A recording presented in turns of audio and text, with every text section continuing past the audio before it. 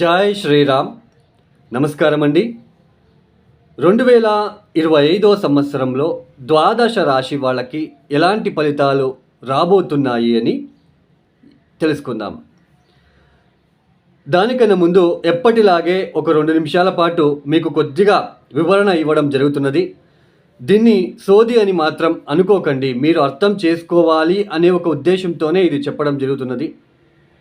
Concept మీకు అర్థమవుతేనే మీకు కూడా అర్థమవుతుంది, మీరు కూడా అర్థం చేసుకోగలుగుతారని ఒక ఉద్దేశం నాది, అంతే. ఇక్కడ చూడండి, ముఖ్యంగా మనకి ఈ సంవత్సర ఫలితాలు అనేవి దీర్ఘకాలిక గ్రహ సంచారం ఏదైతే ఉన్నదో, అంటే గురు, శని, రాహు, కేతుల ఒక సంచారాన్ని బట్టి మనము సంవత్సర ఫలితాలు అనేది మనము చెప్పుకుంటున్నాం. ఈ మాస ఫలితాలు వచ్చేసి, అంటే మంత్లీ ఒకసారి ఫలితాలు వచ్చేసి, ఈ మిగతా గ్రహాలు ఏదైతే ఉందో నెలకి ఒకసారి మారే గ్రహాలు, తర్వాత చంద్రుడు 2.5 రోజులకు ఒకసారి మారుతాడు, తర్వాత ఈ యొక్క కుజుడు 45 రోజులకు ఒకసారి మారుతాడు. ఇలా ఈ ఒక గ్రహాలని బట్టి మనము ఈ మాస ఫలితాలు అంటే మంత్లీ రిజల్ట్స్ అనేది చెప్పుకుంటున్నాం. అయితే ఈ ద్వాదశ రాశుల వాళ్ళందరికీ కూడా, అంటే ఈ సంవత్సరంలో 2025 సంవత్సరంలో ఈ ఒక రాశి వాళ్ళకి అద్భుతమైన ఫలితాలు అని మనం చెప్పుకుంటున్నాం. అయితే అందరికీ కూడా అలాగే ఉంటున్నదా? ఇప్పుడు వృషభ రాశి వాళ్ళకి 2025 సంవత్సరంలో చాలా అద్భుతంగా ఉంటుంది. 2025 సంవత్సరం మొత్తం కూడా వృషభ రాశి వాళ్ళకి చాలా బాగుంటుంది. అయితే వృషభ రాశిలో పుట్టిన వాళ్ళందరికీ కూడా ఒకేలాగా ఫలితాలు అందరికీ కూడా బాగా ఉంటుందా? అలా ఉండదండి. ఎందుకు అంటే స్వజాతకం, వాళ్ళ ఒక జాతకం అనేది చాలా ఇంపార్టెంట్. వాళ్ళ పుట్టిన తేదీ, ఏ నెలలో పుట్టారు, ఏ సంవత్సరంలో పుట్టారు, ఆ రోజు ఎన్ని గంటలకు పుట్టారు, ఇది మనకి చాలా ఇంపార్టెంట్. ఆ ఒక సమయానికి, వాళ్ళు పుట్టిన సమయానికి ఏ లగ్నం ఏర్పడింది, ఏ నక్షత్రం ఏర్పడింది, ఏ దశాభుక్తి ప్రారంభమయ్యింది. దశాభుక్తి అంటే ఏంటి? ఒక వ్యక్తి జన్మించిన సమయంలో ఏ రాశిలో ఏ నక్షత్రంలో పుట్టి ఉంటారో, ఇప్పుడు ఫర్ ఎగ్జాంపుల్ ఒక వ్యక్తి మఖా నక్షత్రంలో పుట్టాడు. మఖా నక్షత్రం పుట్టాడు కాబట్టి ఆయనకు కేతు మహాదశ ప్రారంభమవుతుంది. అంటే కేతు మహాదశలో పుట్టాడు. అది పాదాలు బట్టి, మఖా నక్షత్రం 3వ పాదమా, 2వ పాదమా, 4వ పాదమా, ఈ పాదాలు బట్టి కేతు మహాదశ బ్యాలెన్స్ దశ ఎన్ని రోజులు ఉంటుంది అనేది తెలుసుకుంటాం. ఇలా కేతు దశ అయిపోయిన తర్వాత శుక్ర మహాదశ 20 సంవత్సరాలు, తర్వాత సూర్య మహాదశ, తర్వాత చంద్ర మహాదశ. చంద్రుడు అయిపోయిన వెంటనే కుజుడు వస్తాడు. కుజుడు అయిపోయిన వెంటనే రాహు వస్తాడు. రాహు అయిపోయిన వెంటనే గురువు వస్తాడు. ఇలా దశాభుక్తులు ఒక్కొక్కటే మారుతూ వెళ్తూ ఉంటుంది. ఈ దశాభుక్తి సమయంలో ఇప్పుడు ఫర్ ఎగ్జాంపుల్ శుక్ర మహాదశ ప్రారంభమైంది. శుక్రుడు మీ జాతకంలో యోగకారకుడా? మంచి ఒక స్థానాల మీద ఉంటున్నాడా? మీరు పుట్టినప్పుడు మంచి స్థానాల్లో ఉంటే ఆ 20 సంవత్సరాలు కూడా శుక్ర మహాదశ చాలా బాగుంటుంది. శుక్రుడు అంటే ఏంటి? కళాకారకుడు. తర్వాత లగ్జరీ వెహికల్స్ కావచ్చు, మంచి గృహాలు కావచ్చు, మంచి ఉద్యోగం కావచ్చు, భార్యతో మంచిగా ఉండడం కావచ్చు, మంచి భార్య కావచ్చు. ఇలా కొన్ని ఈ యొక్క శుక్రుడు మనకి అంతా కూడా మంచి ఫలితాలు ఇస్తాడు. అదే మనకి శుక్రుడు బాలేకుంటే సో దాని రివర్స్, అంటే వైఫ్తో చాలా ఇబ్బందులు, స్త్రీలతో ఇబ్బందులు, తర్వాత ఈ షుగర్ వ్యాధి రావాలి అన్నా ఈ శుక్రుడు గురుగ్రహమే కారణము. సో ఇలా మనము కొన్ని దశాభుక్తులు వచ్చినప్పుడు కొంచెం ఇబ్బందులు పడుతూ ఉంటాం. ఎందుకంటే ఆ గ్రహ మనకి బాలేక ఉన్నప్పుడు, పుట్టినప్పుడు మనము, అంటే ఆ గ్రహము బలహీనంగా ఉన్నప్పుడు మనం పుట్టి ఉంటే సో ఆ దశ అనేది మనకి యోగించదు. ఇప్పుడు ఇంకొకటి కూడా మీకు చెప్పడం జరుగుతున్నది. ఇప్పుడు ఒక వ్యక్తికి శని మహాదశ ప్రారంభమైంది. ఆ వ్యక్తి జాతకంలో శని బలిష్టంగా ఉన్నాడు అని అనుకుందాం. శని మహాదశ ప్రారంభమైన తర్వాత శని మహాదశ పర్లేదు, బాగానే జరుగుతూ ఉంటుంది. సడన్గా కొన్ని రోజులు అయిన తర్వాత శని మహాదశ కూడా కొద్దిగా ఇబ్బంది పెట్టడానికి ప్రారంభం చేస్తుంది. ఎందుకు అని మనం ఎట్లా చెక్ చేసుకోవాలి అంటే, గోచారంలో శని ఎక్కడ ఉన్నాడు, ఆ శని ఆ స్థానానికి ఎన్ని అష్టకవర్గ బిందువులు ఇచ్చాడు అని మనం తెలుసుకుంటే అప్పుడు మనకి ఈజీగా అర్థమైపోతుంది. ఇప్పుడు ఫర్ ఎగ్జాంపుల్ వృషభ లగ్నం, వృషభ రాశి వాళ్ళకి ఈ లాభస్థానంలో శని సంచారం చేస్తున్నాడు. అంటే 2025 మార్చ్ తర్వాత లాభస్థానంలో శని యొక్క సంచారం జరుగుతున్నది. ఈ శని లాభస్థానంలో వచ్చినప్పుడు, నవమాధిపతి దశమాధిపతి లాభస్థానంలో అంటే ఉద్యోగంలో అభివృద్ధి, వ్యాపారంలో అభివృద్ధి, మంచి ఆర్థిక అభివృద్ధి అనేది చూస్తాం. బట్ అందరికీ కూడా వృషభ రాశి, వృషభ లగ్నంలో పుట్టిన వాళ్ళందరికీ కూడా సేమ్ ఫలితాలు వస్తాయా? కాదు. లాభస్థానంలో శని ఎన్ని బిందువులు ఇచ్చాడు దాని మీద ఫలితాలు అనేది వస్తాయి. ఒకవేళ 0, 1, 2 ఇచ్చి ఉంటే ఆదాయం తక్కువగా ఉంటుంది, ఇబ్బందులు ఉండవు, బట్ తక్కువ ఉంటుంది. ఆయన ఇచ్చే ఫలితాలలో తక్కువ ఇచ్చేస్తాడు అంతే. సో ఇది అండి దశాభుక్తి. ఒక దశాభుక్తి జరుగుతున్నప్పుడు ఆ దశాభుక్తి, ఆ దశకి సంబంధించిన గ్రహము గోచారంలో ఎక్కడ ఉంది అది కూడా మనం చూసుకుంటే అప్పుడు మనకి ఈజీగా అర్థమవుతుంది అనే ఇక్కడ నా ఒక వివరణ. చూడండి, ఇప్పుడు 2025 మార్చి 30వ తేదీ 7 గ్రహాలు మీన రాశిలో కలవబోతున్నారు. మనకి కరోనా కన్నా ముందు పంచగ్రహ కూటమి ఏర్పడింది. ఇప్పుడు ఏకంగా 7 గ్రహాలు మీనరాశిలో కలవబోతున్నారు. అంటే కాలపురుష చక్రం నుంచి 12వ స్థానం అవుతుంది మీనరాశి. ఈ మీనరాశి 12వ స్థానం. మీనరాశికి అధిపతి ఎవరు? గురువు అంటే నో లిమిట్. ఆయన ఇచ్చే ఫలితాలలో లిమిట్ అనేది ఉండదు. అది ఆధ్యాత్మిక పరంగా కావచ్చు, డబ్బు విషయంలో కావచ్చు. గురువు అంటే ఇస్తూనే వెళ్తూ ఉంటాడు. అంటే there is no limit in 12th house. గురువు కాబట్టి గురువు ఇచ్చే ఫలితాలు. అప్పులు ఇస్తాడా? అప్పులు ఇస్తూనే ఉంటాడు. రోగాలు ఇస్తాడా? రోగాలు ఇస్తూనే ఉంటాడు.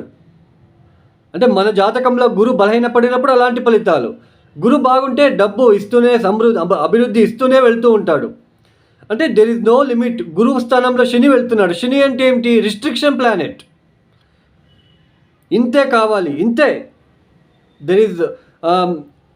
దెర్ ఇస్ సమ్వాట్ లిమిటేషన్స్ అనేది ఉంటుంది. ఇంతే లిమిట్, ఇంతే కావాలి, ఇంతే ఇవ్వాలి. అది 12వ స్థానంలో జరుగుతున్నది. దట్టు 7 గ్రహాలు మార్చి 30వ తేదీ కలవబోతున్నారు. ఇక ఈ వీడియో కనుక చేస్తే ఇంకా మీరు అప్సెట్ అవుతారని ఒక వీడియో కూడా చేయట్లేదు ఇంకా. సో ఈ ఒక 2025 సంవత్సరంలో ద్వాదశ రాశి వాళ్ళకి ఈ ఒక శని గ్రహం వచ్చేసి ముందుగా 2025 మార్చి 30వ తేదీ మీనరాశిలో సంచారం ప్రారంభం చేయబోతున్నారు. 2025 మే 14వ తేదీ గురువు గారు మిథున రాశికి వెళ్ళి సంచారం ప్రారంభం చేయబోతున్నారు. 2025 మే 18వ తేదీ రాహువు కుంభరాశిలో, కేతువు సింహరాశిలో సంచారం చేయబోతున్నారు. ఈ ఒక గ్రహ సంచారం వల్ల ద్వాదశ రాశి వాళ్ళకి ఎలాంటి ఫలితాలు రాబోతున్నాయో ఒక్కొక్కటి తెలుసుకుంటూ వెళ్దాం. తదుపరి రాశి సింహరాశి. ఈ సింహరాశి వాళ్ళకి 2025 మార్చ్ 29వ తేదీ వరకు శని భగవానుడు మీ సప్తమ స్థానం అంటే కుంభరాశిలో, మార్చ్ 30వ తేదీ తర్వాత మీ అష్టమ స్థానం అంటే మీనరాశిలో శని భగవానుడు సంచారం చేస్తున్నారు. ఇక గురువు గారు మే 13వ తేదీ వరకు దశమ స్థానంలో, తదుపరి లాభస్థానంలో సంచారము. రాహుకేతులు మే 18వ తేదీ తర్వాత మీ ఒక జన్మరాశిలో కేతు, సప్తమ స్థానంలో రాహు ఒక సంచారము. మొత్తానికి ఈ సంవత్సరంలో మే 13వ తేదీ తర్వాత గురువు గారు లాభస్థానంలో సంచారం ఏదైతే ఉందో గురుబలం అనేది మిమ్మల్ని సేవ్ చేస్తుంది అని తెలుసుకోవచ్చు. అయితే అష్టమ స్థానంలో ఉంటున్న శని వలన చూడండి, ఒకటి గుర్తుపెట్టుకోండి, అష్టమ స్థానంలో శని అనగానే మీరు భయపడకుండా ఫస్ట్ దశాభుక్తి ఏది అనేది చెక్ చేసుకోండి. ఫస్ట్ ఆ దశాభుక్తి గనక మీకు మంచి దశాభుక్తి గనక జరుగుతూ ఉన్నట్లు కనుక అయితే పెద్దగా ఇబ్బంది పడాల్సిన అవసరం లేదు. సామాన్యంగా అష్టమానికి శని వచ్చినప్పుడు ఆరోగ్యరీత్యా, ఆర్థిక విషయంలో, తర్వాత దాంపత్య సుఖానికి కొద్దిగా డిస్టర్బెన్సెస్ ఏర్పడడానికి అవకాశాలు ఉంటాయి.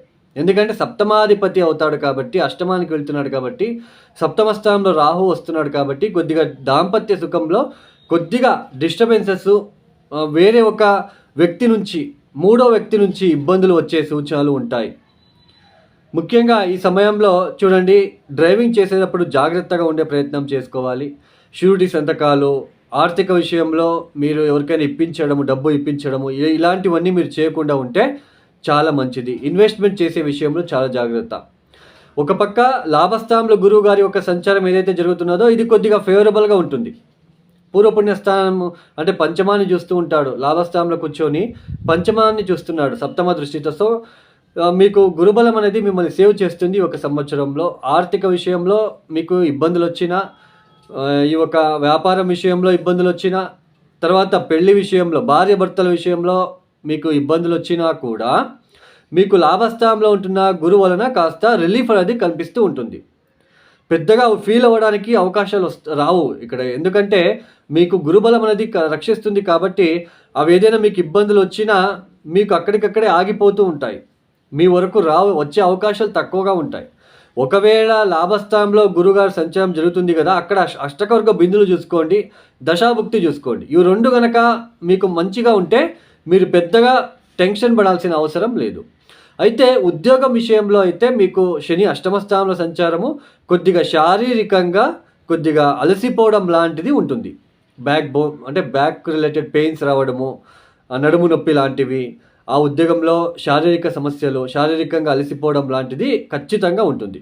సో ఇలాంటి ఫలితాలు అనేది కనిపిస్తూ ఉంటుంది. బిజినెస్ చేసే వాళ్ళకైతే లాభస్థానంలో గురువు ఉంటున్నాడు కాబట్టి సో పెద్దగా డిస్టర్బెన్స్ అవ్వకుండా వాటి నుంచి మీరు బయటపడే ఆస్కారాలు కూడా కనిపించడానికి అవకాశాలు ఉంటాయి. సంతానం విషయంలో, సంతానం అభివృద్ధి విషయంలో కూడా మీకు మంచి ఫలితాలు వస్తాయి.